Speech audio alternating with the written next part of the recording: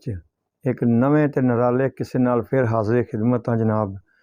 ਔਰ ਅੱਜ ਦੀ ਗੱਲਬਾਤ ਸ਼ੁਰੂ ਕਰਦੇ ਹਾਂ। ਚਲੋ ਗੱਲ ਜਨਾਬ ਇਹ ਹੈਗੀ ਆ, ਕੀ ਗੱਲ ਆ ਕਿ ਵੱਡੇ ਲੋਕਾਂ ਦਾ ਮਨ ਯਕੀਨ ਕਰੋ ਕਿ ਗੱਲਾਂ ਵੀ ਵੱਡੀਆਂ ਹੀ ਹੁੰਦੀਆਂ। ਔਰ ਇੱਕ ਆਮ ਜਿਹੇ ਆਦਮੀ ਨੂੰ ਯਕੀਨ ਕਰੋ, ਛੋਟਾ ਜਿਹਾ ਥੋੜ੍ਹਾ ਜਿਹਾ ਕੋਈ ਇਮੇਜ ਮਿਲ ਜਾਏ ਨਾ ਅਤੇ ਉਹਦਾ ਬੁਰਾ ਹਾਲ ਹੋ ਜਾਂਦਾ, ਕਿਸੇ ਨੂੰ ਬੁਲਾ ਕੇ ਰਾਜ਼ੀ ਨਹੀਂ ਹੁੰਦਾ। ਔਰ ਤੁਹਾਨੂੰ ਤਾਂ ਪਤਾ ਹੀ ਆ ਕਿ ਅੱਜ ਮੈਂ ਜਿਸ ਐਕਟਰ ਦੀ ਗੱਲ ਕਰ ਰਿਹਾ, ਤਸਵੀਰ 'ਚ ਤੁਸੀਂ ਦੇਖਿਆ ਹੋਏਗਾ, ਉਹਦਾ ਨਾਮ ਮੁਨੱਵਰ ਜ਼ਰੀਫ ਸਾਹਿਬ ਸੀ। ਦੁਨੀਆ ਦਾ ਜਨਾਬ ਉਹਨਾਂ ਦਾ ਇੱਕ ਐਸਾ ਕਿੱਸਾ ਮੈਂ ਤੁਹਾਨੂੰ ਸੁਣਾਵਾਂਗਾ ਕਿ ਯਕੀਨ ਕਰੋ ਤੁਸੀਂ ਸੁਣ ਕੇ ਹੈਰਾਨ ਹੋ ਜਾਓਗੇ ਕਿ ਇੱਕ ਐਡਾ ਵੱਡਾ ਆਦਮੀ, ਇੰਨਾ ਜਿਵੇਂ ਕਹਿੰਦੇ ਆ ਕਿ ਨਾਮ ਵਾਲਾ, ਔਰ ਇੰਨੀ ਉਸ ਵਕਤ ਇੰਨੇ ਪੈਸੇ ਲੈਣ ਵਾਲਾ, ਉਹ ਇੱਕ ਐਸਾ ਦਾ ਕੰਮ ਨਹੀਂ ਕਰ ਸਕਦਾ, ਤੁਸੀਂ ਸੋਚ ਵੀ ਨਹੀਂ ਸਕਦੇ। ਯਕੀਨ ਕਰੋ ਕਿ ਮੈਂ ਤਾਂ ਇਹ ਸੁਣ ਕੇ ਨਾ, ਇਹ ਵਾਕਿਆ ਦੇਖ ਕੇ ਪੜ੍ਹ ਕੇ ਮੈਂ ਤਾਂ ਬੜਾ ਨਾ ਮੁਤਾਸਰ ਹੋਇਆ ਕਿ ਅੱਲਾਹ ਤਬਾਰਕ ਤਾਲਾ ਅਗਰ ਦੌਲਤ ਦੇਵੇ ਤੇ ਫਿਰ ਗਰੂਰ ਨਾ ਦੇਵੇ, ਮੁਹੱਬਤ ਪਿਆਰ ਕਰਨ ਵਾਲਾ ਜ਼ਹਿਨ ਔਰ ਦਿਲ ਵੀ ਦੇਵੇ, ਔਰ ਖਿਦਮਤ ਖਲਕ ਕਰਨ ਵਾਲਾ। ਤੇ ਜਨਾਬ ਗੱਲ ਕੀ ਹੈਗੀ ਆ? ਗੱਲ ਜਨਾਬ ਇਹ ਹੈਗੀ ਆ ਕਿ ਅਦਾਕਾਰ ਮੁਨੱਵਰ ਜ਼ਰੀਫ ਸਾਹਿਬ ਆਪਣੇ ਉਸ ਦੌਰ ਵਿੱਚ, ਜਦੋਂ ਉਹਦਾ ਦੌਰ ਸੀ 1970-72 ਦਾ, ਉਹਨਾਂ ਦੀ ਦੇਖ ਲਓ ਤਰੀਕਾਕਾਰ ਇਹ ਸੀ ਕਿ ਉਹ ਉਸ ਦੌਰ ਵਿੱਚ ਵੀ ਜਦੋਂ ਆਮ ਅਦਾਕਾਰ 15-20 ਹਜ਼ਾਰ ਰੁਪਇਆ ਬਾ ਮੁਸ਼ਕਿਲ ਮੁਆਵਜ਼ਾ ਲੈਂਦਾ ਸੀ, ਉਹ ਉਦੋਂ ਲੱਖ ਰੁਪਇਆ ਮੁਆਵਜ਼ਾ ਲੈਂਦਾ ਸੀ। ਉਹਨਾਂ ਦੀ ਜਿਹੜੀ ਸੀ ਨਾ ਇੱਕ ਫਿਲਮ ਦੀ ਮੁਆਵਜ਼ਾ, ਇੱਕ ਫਿਲਮ ਦੀ ਕੀਮਤ ਲੱਖ ਰੁਪਇਆ ਸੀ। ਤੁਹਾਨੂੰ ਪਤਾ ਹੀ ਹੈ ਫਿਰ ਕੀ ਉਹਨਾਂ ਦਾ ਇੱਕ ਮਿਆਰ ਹੋਏਗਾ। ਔਰ ਬੜਾ ਨਾ ਜਿਵੇਂ ਕਹਿੰਦੇ ਦਰਦ ਦਿਲ ਵਾਲਾ, ਪਿਆਰ ਕਰਨ ਵਾਲਾ ਕਾਮੇਡੀਅਨ ਤੋਂ ਵੈਸੇ ਹੀ ਦੁਨੀਆ ਦਾ ਫਸਟ ਨੰਬਰ ਸੀ। ਲੇਕਿਨ ਅੱਜ ਮੈਂ ਤੁਹਾਨੂੰ ਜਿਹੜਾ ਕਿੱਸਾ ਸੁਣਾ ਰਿਹਾ ਨਾ, ਇਹ ਸਾਰੀ ਫਿਲਮੀ ਦੁਨੀਆ ਤੋਂ ਹਟ ਕੇ ਆ। ਔਰ ਲਓ ਫਿਰ ਆਪਣੇ ਕਿੱਸੇ ਵੱਲ ਚੱਲਦੇ ਹਾਂ।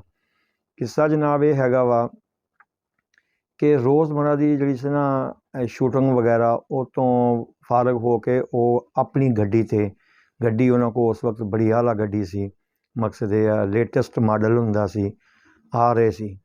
ਬਸ ਇਵੇਂ ਆ ਕਿ ਜਿਵੇਂ ਹਾਲੇ ਕਿ ਮਹੱਲੇ ਦੇ ਵਿੱਚ ਹੀ ਸੀ, ਮਕਸਦ ਇਹ ਆ ਕਿ ਉਹ ਗਲੀ ਦੇ ਵਿੱਚੋਂ ਨਾ ਉਹਨਾਂ ਨੇ ਗੁਜ਼ਰਨਾ ਸੀ ਅਤੇ ਉਹਨਾਂ ਨੂੰ ਜ਼ਿਹਨ 'ਚ ਨਹੀਂ ਰਿਹਾ, ਮੁਨੱਵਰ ਜ਼ਰੀਫ ਸਾਹਿਬ ਉਹਦੇ ਜ਼ਿਹਨ 'ਚ ਨਹੀਂ ਰਿਹਾ ਕਿ ਉਹ ਯਾਰ ਮੇਰੀ ਤਾਂ ਸਿਗਰਟ ਖਤਮ ਹੋਈ ਆ, ਮੈਂ ਤਾਂ ਸਿਗਰਟ ਲੈਣੀ ਸੀ ਫਲਾਣੀ ਜਗ੍ਹਾ ਤੋਂ, ਅਤੇ ਹੁਣ ਮੇਰਾ ਖਿਆਲ ਆ ਕਿ ਹੁਣ ਵਾਪਸ ਜਾਵਾਂ, ਮਿਲੇ ਜਾਂ ਨਾ ਮਿਲੇ, ਚਲੋ ਚੱਲਦੇ ਹਾਂ ਘਰ, ਸ਼ਾਇਦ ਰਸਤੇ 'ਚ ਇੱਕ ਦੁਕਾਨ ਹੈਗੀ ਉਹਦੇ ਕੋਲ ਪੁੱਛ ਲਵਾਂਗੇ। ਜਨਾਬ ਰਸਤੇ 'ਚ ਇੱਕ ਦੁਕਾਨ ਸੀ, ਉੱਥੇ ਆਣ ਕੇ ਉਹਨੇ ਗੱਡੀ ਥੋੜ੍ਹੀ ਸਾਈਡ 'ਤੇ ਲਾਈ, ਖੜ੍ਹਾ ਹੋ ਗਿਆ, ਦੁਕਾਨ 'ਤੇ ਚਲਾ ਗਿਆ। ਹਾਲੇ ਉਹ ਦੁਕਾਨ 'ਤੇ ਸਿਗਰਟ ਲੈ ਕੇ ਆਪਣੀ ਗੱਲਬਾਤ ਹੀ ਕਰ ਰਿਹਾ ਸੀ, ਕਿਉਂਕਿ ਮਹੱਲੇਦਾਰ ਸੀ, ਸਭ ਲੋਕ ਵਾਕਫ ਵੀ ਸੀ ਵੀ ਇਹ ਬਹੁਤ ਵੱਡਾ ਕਾਮੇਡੀਅਨ, ਬਹੁਤ ਵੱਡਾ ਅਦਾਕਾਰ ਹੈਗਾ ਵਾ। ਲੇਕਿਨ ਅਚਾਨਕ ਇੱਕ ਆਵਾਜ਼ ਆਈ ਸਾਈਡ ਤੋਂ, ਗਲੀ ਦੀ ਸਾਈਡ ਦੇ ਉੱਤੇ ਇੱਕ ਘਰ ਸੀ, ਦਰਮਿਆਨਾ ਜਿਹਾ ਘਰ ਸੀ, ਉੱਥੋਂ ਇੱਕ ਆਵਾਜ਼ ਆਈ ਕਿ ਮੁਨੱਵਰ। ਉਹਨੇ ਦੇਖਿਆ ਮੈਨੂੰ ਯਾਰ ਕੌਣ ਆਵਾਜ਼ ਦੇ ਸਕਦਾ, ਇੱਥੇ ਕੀ ਕੰਮ ਹੈ ਮੇਰੇ ਨਾਲ ਕਿਸੇ ਨਾਲ। ਚਲੋ ਬਾਲ ਕੋਈ ਗੱਲ ਨਹੀਂ। ਜਦੋਂ ਦੂਸਰੀ ਆਵਾਜ਼ ਆਈ ਨਾ ਅਤੇ ਉਹ ਇੱਕ ਜਵਾਨ ਕੁੜੀ ਗੇਟ 'ਚ ਖੜ੍ਹੀ ਹੋਈ ਅਤੇ ਉਹ ਆਵਾਜ਼ਾਂ ਮਾਰ ਰਹੀ ਹੈ ਮੁਨੱਵਰ ਮੁਨੱਵਰ ਕਰਕੇ। ਉਹਨੇ ਸੋਚਿਆ ਯਾਰ ਮੇਰੇ ਨਾਲ ਇਹਨੂੰ, ਲੇਕਿਨ ਮੇਰੀ ਤਾਂ ਆਦਤ ਹੀ ਨਹੀਂ ਹੈ ਕਿ ਮੈਂ ਇਸ ਤਰ੍ਹਾਂ ਜਗ੍ਹਾ ਜਗ੍ਹਾ ਖੜ੍ਹਾ ਹੋਵਾਂ, ਇਹਨੇ ਮੇਰਾ ਨਾਮ ਲੈ ਕੇ ਕਿਉਂ ਆਵਾਜ਼ ਮਾਰੀ ਆ। ਉਹਨੇ ਜਨਾਬ ਜਦੋਂ ਦੂਸਰੀ ਤੀਸਰੀ ਆਵਾਜ਼ ਮਾਰੀ ਨਾ, ਉਹਨੇ ਕਿਹਾ ਚੱਲ ਯਾਰ ਪੁੱਛ ਹੀ ਲੈਂਦੇ ਹਾਂ ਕਿਹੜਾ ਐਸਾ ਕੋਈ ਮਸਲਾ ਹੈਗਾ, ਹੈ ਤਾਂ ਮਹੱਲੇ ਦਾ ਹੀ ਮਸਲਾ ਵਾ। ਉਹ ਜਨਾਬ ਗਿਆ, ਚੱਲ ਕੇ ਗਿਆ, ਕਹਿੰਦਾ ਤੁਸੀਂ ਮੈਨੂੰ ਆਵਾਜ਼ ਮਾਰੀ ਹੈ। ਅਤੇ ਉਹ ਲੜਕੀ ਕਹਿੰਦੀ ਆ ਨਹੀਂ ਜਨਾਬ ਮੈਂ ਤੁਹਾਨੂੰ ਤਾਂ ਨਹੀਂ ਬੁਲਵਾਇਆ, ਮੈਂ ਤਾਂ ਆਪਣੇ ਭਾਈ ਨੂੰ ਬੁਲਾ ਰਹੀ ਹਾਂ, ਮੇਰੇ ਭਾਈ ਦਾ ਨਾਮ ਹੀ ਮੁਨੱਵਰ ਆ ਅਤੇ ਮੈਂ ਤਾਂ ਉਹਨੂੰ ਆਵਾਜ਼ਾਂ ਮਾਰ ਰਹੀ ਹਾਂ ਅਤੇ ਮੈਂ ਤਾਂ ਤੁਹਾਨੂੰ ਨਹੀਂ ਬੁਲਾਇਆ। ਕਹਿੰਦਾ ਅੱਛਾ ਤੁਸੀਂ ਇਹ ਦੱਸ ਮੇਰੀ ਇਹ ਭੈਣੇ, ਤੈਨੂੰ ਕੰਮ ਕੀ ਹੈ ਉਹਦੇ ਨਾਲ, ਕਿਉਂ ਆਵਾਜ਼ਾਂ ਮਾਰ ਰਹੀਆਂ ਗਲੀ 'ਚ ਖਲੋ ਕੇ, ਕਿਉਂ ਇਸ ਤਰ੍ਹਾਂ ਜਿਵੇਂ ਕਹਿੰਦੇ ਆ ਕਿ ਬਾਰ-ਬਾਰ ਆਵਾਜ਼ਾਂ ਦੇ ਰਹੀਆਂ। ਉਹਨੇ ਬੜੇ ਨਾ ਜਿਵੇਂ ਕਹਿੰਦੇ ਆ ਥੋੜ੍ਹੇ ਜਿਹੇ ਧੀਮੇ ਜਿਹੇ ਲਹਿਜੇ 'ਚ ਉਹਨੇ ਇਹ ਗੱਲ ਕੀਤੀ ਕਿ ਭਾਈ ਜਾਨ ਗੱਲ ਇਹ ਹੈਗੀ ਆ ਕਿ ਉਹ ਬਾਹਰ ਗਿਆ ਕਿਤੇ, ਸਾਡੇ ਘਰ ਆਟਾ ਨਹੀਂ ਹੈ ਅਤੇ ਮੈਂ ਆਟਾ ਦੁਕਾਨ ਤੋਂ ਮੰਗਵਾਉਣਾ ਵਾ, ਅਤੇ ਹੁਣ ਆਟਾ ਆਏਗਾ ਤਾਂ ਰੋਟੀ ਪੱਕੇਗੀ, ਮਕਸਦ ਇਹ ਆ। ਉਹਨੇ ਕਿਹਾ ਫਿਰ, ਕਹਿੰਦੀ ਹੁਣ ਉਹ ਤਾਂ ਹੈ ਨਹੀਂ ਹੈਗਾ, ਅਤੇ ਬਹਰਹਾਲ ਮੈਂ ਮਾਜ਼ਰਤ ਚਾਹੁੰਦੀ ਹਾਂ ਕਿ ਤੁਸੀਂ ਆਏ, ਤੁਸੀਂ ਜਾ ਸਕਦੇ ਹੋ। ਉਹ ਕਹਿੰਦਾ ਨਹੀਂ ਇਹ ਗੱਲ ਨਹੀਂ ਹੈ, ਤੂੰ ਭਰਾ ਹੀ ਸਮਝ ਮੈਨੂੰ, ਆਪਣਾ ਕੰਮ ਦੱਸ, ਕੰਮ ਕੀ ਹੈ, ਆਵਾਜ਼ਾਂ ਕਿਉਂ ਮਾਰ ਰਹੀ ਸੀ।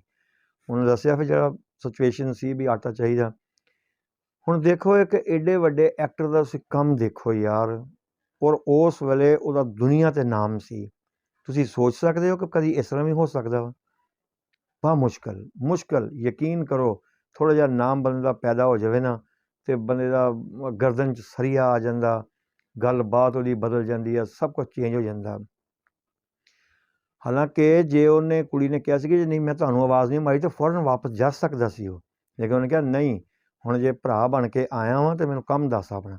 ਉਹਨੇ ਕਿਹਾ ਆਟਾ ਲਿਆਉਣਾ ਉੱਥੋਂ ਗਿਆ ਜਾਂ ਨਹੀਂ ਵੱਡੇ ਸੀ ਜਿੰਨੇ ਉਹ ਉਹਦਾ ਨਾਮ ਵੱਡਾ ਸੀ। ਅਤੇ ਜਨਾਬ ਕਿਹਾ ਇਹ ਅਗਰ ਹਰ ਆਦਮੀ ਅਗਰ ਇਸ ਤਰ੍ਹਾਂ ਦਾ ਰਵੱਈਆ ਇਖਤਿਆਰ ਕਰ ਲਵੇ ਨਾ, ਤੇ ਸ਼ਾਇਦ ਇਸ ਦੁਨੀਆ ਦੇ ਉੱਤੋਂ ਗਮ ਮੁੱਕ ਜਾਣ, ਔਰ ਸਾਰੀ ਜਗ੍ਹਾ 'ਤੇ ਹਰ ਘਰ ਵਿੱਚ ਜਿਹੜਾ ਨਾ ਸਕੂਨ ਆ ਜਾਵੇ। ਅਤੇ ਜਨਾਬ ਯਕੀਨਨ ਕਮੈਂਟਸ ਕਰਕੇ ਲਾਇਕ